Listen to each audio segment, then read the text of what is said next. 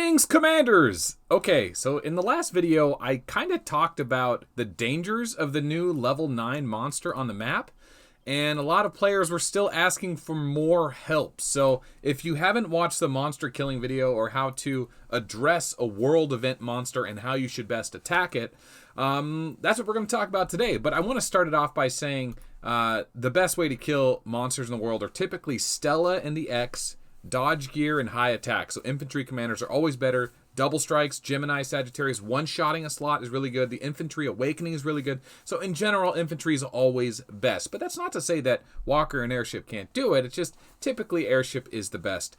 And they take the least amount of risk. But you can always put dodge gear on the other commanders, and you can also stack them with attack damage to get that burst you need. It's just like I said, that infantry awakening is amazing, and the bonus attacks from Stella and the X really do shine well. Now, if you're a dirty Kid main and you think that the extra attacks that Kid provides will help, well, technically you will, but in order to get to this late game stuff, Cerberus is still better, or Mary if you're into those double striking weak commanders that don't have the ability to trigger skills like the X and Stella do, or Elixir. I forgot to mention Elixir. So anyway, let's show Dark Nova's replay because Dark Nova is a legend. I said in my last video that if you don't have a 2-year-old account with $5,000 in tier 9, you probably don't have a chance of killing a level 9 monster.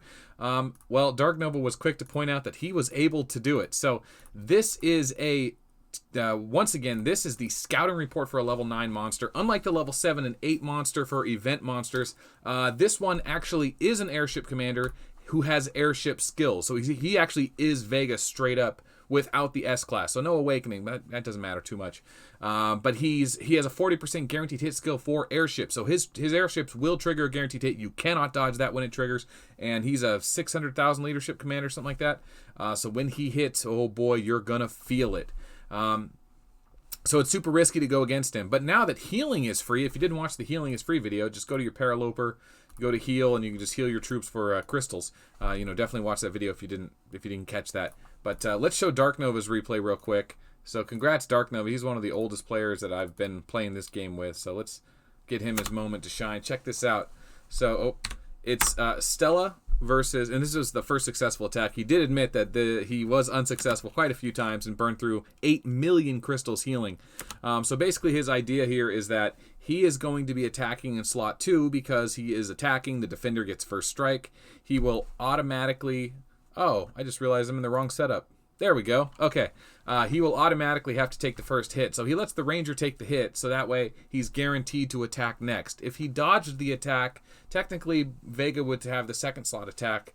And well, his first slot would attack if it survived, but since it doesn't attack, his default attack drops to slot 2, which is how he starts his attack here. So Vega is going to trigger he's just going to kill the slot. Now Stella goes. So Dizzy is lowering accuracy. We don't really care about that.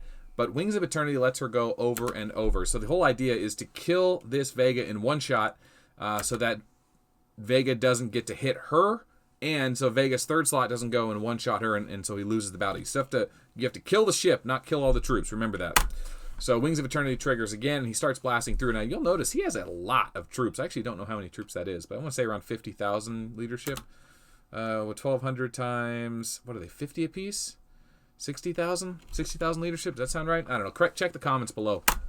Anyway, so he keeps triggering Wings of Eternity and Gemini, and that has a chance to trigger every time as Wings of Eternity do. So he actually does break through there. Now he's working on the second slot. So he does take the hit, but surprisingly, his ship survives. You wouldn't think that his ship would survive that hit, but it certainly does. And he continues the onslaught, but right there, he gets hit for 1 damage. Check that out. Here comes the breakdown. Crushes through it, but he has no defense, so it is a guaranteed hit skill, but it doesn't really affect him too much, and he's triggered Ares, or how many times he triggers Ares? Enough to really punish him. Let's go back and check that, because that is amazing how well Ares worked against that monster. So there's the first Ares. Remember, monsters only have so much gear on. Another Ares. And so by that point, he has 200% reduced attack. And here comes another... 2 Ares might be enough. Jeez. By the time... Oh, 3 Ares. So by the time he finally takes the hit, 300% reduced attack damage on top of whatever his base attack damage was. He basically gets hit for nothing. This is actually a viable strategy for Stella, the Ares Pisces defense build. We just don't see it very much because Rogers is still stupidly overpowered. And it's just not the way most people want to play Stella. But you can play her with Ares, Aquarius, Pisces. There was another one I forget. But she does break through on the second attack and then kills him with the bonus attack. So amazing job. I can't even kill the 9 monster yet. But now that healing's free, I might take more risks. Because, you know, I don't have to pay millions and millions of resources. So don't get too excited about my recommended videos on the side here. You can see what I've been up to lately. I think that's kind of funny. Hey, look at all those YouTube videos I've been watching. Anyway, all right, so Stella is definitely the best way to do it. Elixir's okay. The X is okay. Walker and Airship Commander's not so great. Dodger Roger's not a great choice. You're relying on too many factors. But he was able to survive that hit because Ares worked so well against the monster. But he did have to trigger it 3 times before he ever got hit. But he basically reduced the damage down to 0. So that's how he did it. So if you want to try it and you're willing to risk those troops, and if you don't mind, you know, healing with all your Paraloper crystals, that's definitely a way to do it.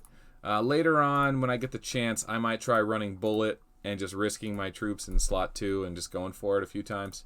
But until then, use that strategy. There are other strategies, but typically slots, you can put troops in slot 2 and in slot 5, and so you can get double attacks in one round. He didn't put troops in slots 5 when he could have. I don't know why he didn't do that. Maybe he was hoping to break through in 1 attack. It turns out he did it in 2. It wouldn't have mattered, I guess, either way. But yeah, you may want to consider doing slots 2 and 5 to get more chances. But I also prefer doing slots 3 and 6 just because they're way down lower in the attack order, but technically 2 and 5 is in that situation is fine. That's that. I mean, that's the way to do it, guys. Is that the most impressive tier 8 versus tier 10 replay you've ever seen? Pretty good, right?